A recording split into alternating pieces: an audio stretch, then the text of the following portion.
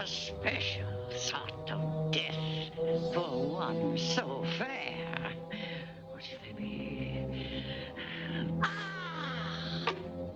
A poisoned apple. Sleeping death. Oh, one taste of the poisoned apple, and the victim's eyes will close forever in the sleeping death.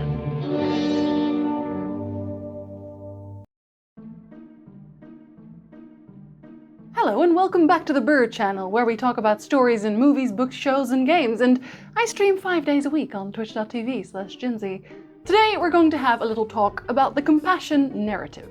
That's not an existing thing, I think. It's just what I dubbed it when I first started thinking about it. A lot of stories, as you know, generally speaking, have a protagonist. That protagonist is also the hero in most cases. The hero leaves on their hero quest, or they hang around at their high school waiting for the antagonist to show up so they can start fighting. Or something or the other. And then we follow that protagonist. We see what they do, how they think, the friends they make, the grief inflicted by the antagonist, all of that. But we don't see a great deal of the antagonist outside of said antagonizing. When we do, it's generally something along the lines of their schemes, the things they're plotting that involve the protagonist. You probably already know where I'm going with this. That part has changed in recent years, quite a bit. Today I'd like to have a look at the compassion added to many of the newer villains written, as well as some that have a sad backstory added into the mix. Villains we like. Let's talk about that. Gather around the fire and let me tell you a tale. This shouldn't be a surprise to anyone who's been around on the internet for a while, but there's a whole host of, very specifically, broken boys who have acquired a massive fan base of their own. I'm part of that fan base. For some reason, I really love the disaster bad lads, especially when they start out as the enemy. Iorveth, Emetselk, Vegeta, Gaara, Zuko. None of them start as the good guy, but all of them are among my favorite characters in their respective franchises. Then, somewhere along the way, they redeem themselves, see the error of their ways, whatever it is. They see a reason to join the side of the hero in some shape or form. And in general, there haven't been that many evil for evil's sake villains anymore. Not since the original Disney movies, for the most part. Remember Disney villains? The real ones, that is. Captain Hook, Frollo, Gaston, the Horned King, Jafar, Maleficent, Prince John, Scar. There's quite a list. These villains seem to generally serve the purpose of personifying a very particular flaw, but they were all evil without really needing a reason to be evil. They just were.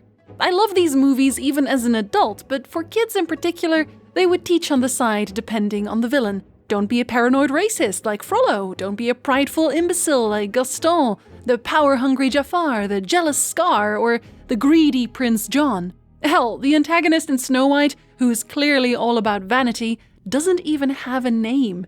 She's just called the Evil Queen. She's purely there to give the main character a story to go through, not really having one of her own. Okay, so we need a name for this character. Well, we could do something with characteristics here. You mean like Cruella de Vil? Yeah, something like that.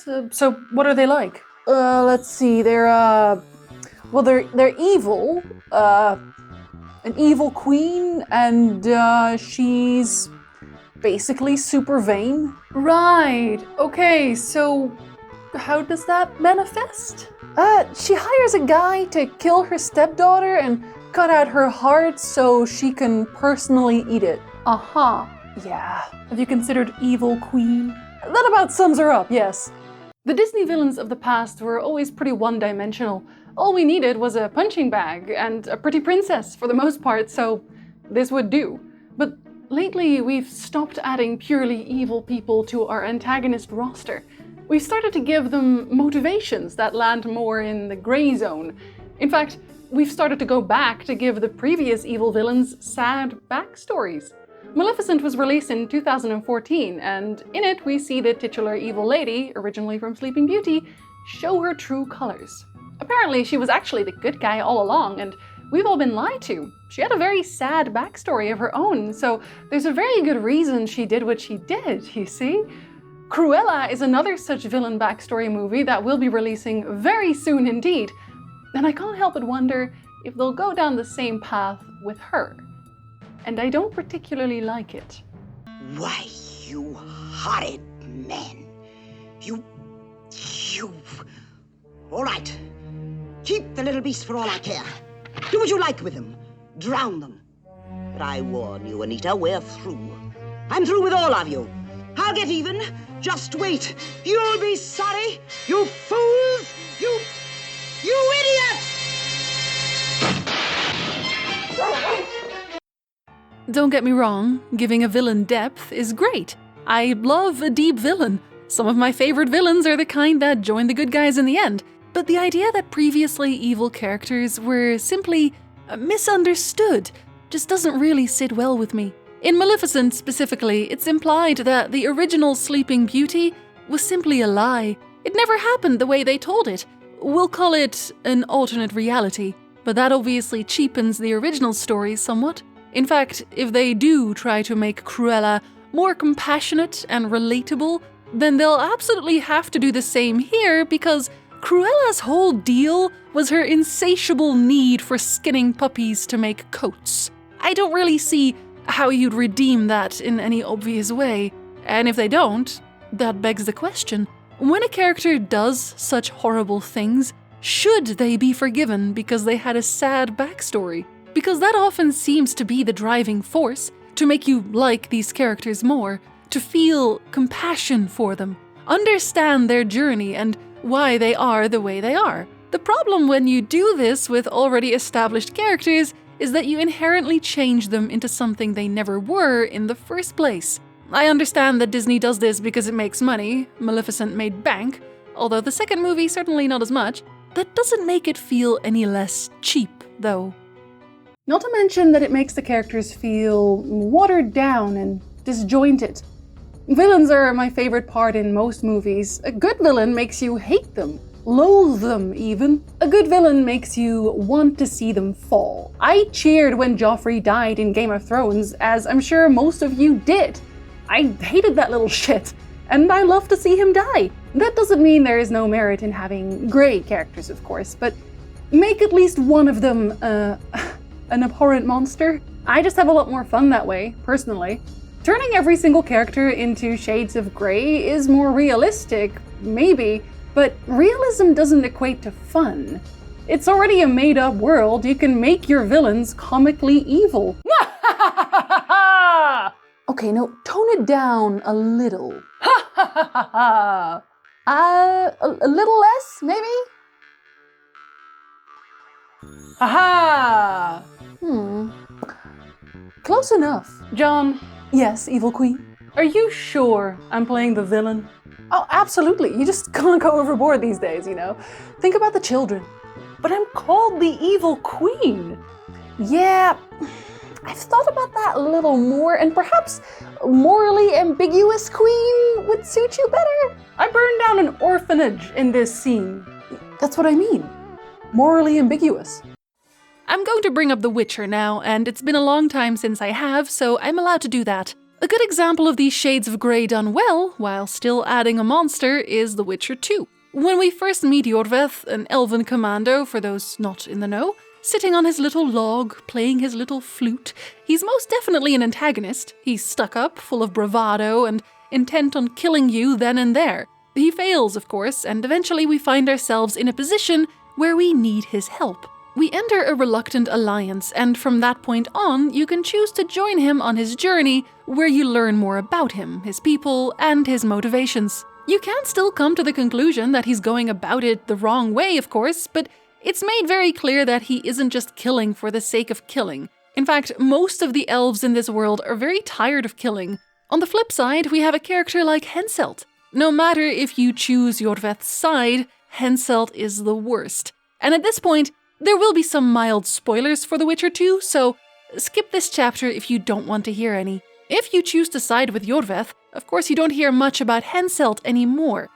But you will already know that he enjoys hunting non-humans for sport. You know he wants your town because he likes money. No other reason. He's a coin-hungry megalomaniac. If you side with Roach, however, the second option in this game, you also learn that he's a, well, YouTube doesn't like it when I say this word, but it starts with an R and ends in apist. He assaults the only female soldier in Roach's team and then brags about it to Roach's face. The only reason you could possibly have for not killing him using the in-game reasons is that without him, the Northern Realms might fall apart. It doesn't actually matter given that the next game erases your choice, but either way, it's a very weak reason to begin with. There are some who might say he's good to his soldiers and an excellent warlord, and he is those things, but those aren't really based in the realm of morality. He's likely nice to his soldiers because soldiers who love their king fight harder to win his battles for him. Henselt is evil, and it's enjoyable to hate him. But what if Henselt had a very sad backstory? What if he had a loving daughter and a dog who thought he was fantastic? Now that Henselt is dead, poor Pogo will never see him again. That's basically what The Last of Us 2 did. Some minor spoilers for The Last of Us 2 and 1 incoming, by the way. I'll give you a moment. Okay, so at the start of the game, Joel is brutally murdered by a woman who holds a grudge against him because he killed her father in the first game, as well as most of the people at the base they lived in. The murder is extremely brutal and takes place right after Joel and his brothers saved this girl from certain death. So, at that moment in time, because we know Joel and Ellie, and we don't know this ungrateful girl at all, we hate her. Like, a lot. She is the worst. But later on in the game, they show you her perspective.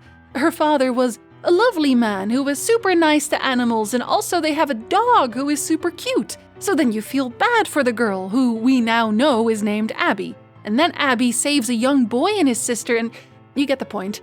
From here on out, all we see of Abby is that her friends are great, her dog is great, her dad was great, and she's just trying her best. Abby isn't evil anymore. Abby is just mad that we killed her dad. Of course, in The Last of Us 1, it's never shown that Ellie ever has a choice in what happens to her, which is inherently extremely evil and something Abby's dad agreed to, in fact, pushes for. What happened? We feel compassion for Abby because she's humanized. So are most of the other characters in the game. The random NPCs have names. They call out for each other when someone goes missing, when they find a body. I think all of that works very well. It's not that Abby is a very good person, nor is she a redeemed villain. The game is telling us that she was never really the villain. What she did wasn't that far off Ellie's behavior when she murdered countless enemies on the way to her goals. The game pushes it way too far at times, of course, by forcing us to do things that really just have the game point at you with a "ha! Don't you feel bad now? You're a bad person" type of energy, but that's beside the point. The point is, we now feel sorry for Abby. But is that right? Neither Ellie nor Joel ever went out of their way to viciously beat someone to death in a slow and painful manner. It's always a quick shot and we move on. Abby and her friends enjoyed torturing Joel before his death and had his adopted daughter watch as he died. Of course, the moral of the story is that revenge is bad to begin with, but in The Last of Us 2, at least to me, it felt forced. You have to like Abby now. Look at the dog, look at the nice dad, look at the pregnant friend. They lay it on so thick you could smack someone over the head with it. It's not remotely subtle. They want you to like Abby. They need you to like Abby. They even went as far as to make Ellie decidedly more unlikable in order to make Abby seem like a better person in contrast. Hold it right there. You're not going to get away with all those murders. Ah, or am I? Absolutely not! You burned down an orphanage! Did I? You scalped PlayStation 5s. I did do that. You kick puppies. Okay, so, yes, I did all that. However, how could you possibly redeem yourself from all that? I had an extremely sad past where everyone was mean to me, so I simply had to become an evil girl boss babe. Oh, well, when you put it that way. It's dinner time! way too many scripts these days seem to believe that as long as your character had a really sad backstory, it's okay for them to be the worst human being later in life. Whatever they do at this point can be forgiven because look at how much they've suffered. But suffering does not give you a license to be an actual demon. That's the don't forgive student debt because I had to pay it off, so you should too argument. Just because you suffered doesn't mean you should inflict more suffering on others. And you shouldn't be forgiven for doing so simply because of your sad backstory. I got bullied in high school too, and somehow that did not start me down the path of craving the deaths of 100 odd puppies, so I might have a fashionable new coat. For a character to still have a chance at redemption, they can't be literal child murderers. They can't commit crimes so heinous that they are beyond forgiveness. A lot of serial killers the world over had a terrible childhood, but that doesn't make their serial killing any less of a terrible crime. And I'm sorry, but when someone cackles at the thought of puppy murder, I'm going to assume they aren't very good people at heart. When you try to force a change of heart, it becomes a lot harder to suspend our disbelief. And that brings me back to my original point. Not every villain needs to be redeemed. Sometimes it's fun to see someone go absolutely buck wild with their evil plans. Give us someone we really, truly want to see fall, so we can cheer all the more when the hero defeats them. I don't need the whole crew to sing Kumbaya by the end of every single story I read or watch. I might just want a Sauron or an evil queen. Let evil queen be a girl boss babe too, but in the worst way. And again, I do like a sympathetic villain in my stories too. This is purely about villains already established as pure evil, or the idea that every single villain in every single story requires a redemption arc, lest they feel incomplete. I do understand that some people prefer a more realistic approach, of course. They don't want a comically evil villain. They want to see a believable villain. But the sad truth is, in real life, comically evil villains also exist. They just don't wield any magic, and there are no heroes in a position to defeat them. Which is why I want to see them fall in my fantasy worlds. I want to see the terrible person lose for a change. So yes, I hope Cruella is allowed to simply be evil in the upcoming movie, and if not, well, what do? I talk about stories on the internet, so what do I know, really? But what about you? What do you think of the current sympathetic villain trend? Do you prefer the true shades of evil or a more grey experience, leaving it ambiguous as to who we should be rooting for? Let me know in the comments to defeat the true evil overlord, the YouTube algorithm. Until another tale finds us.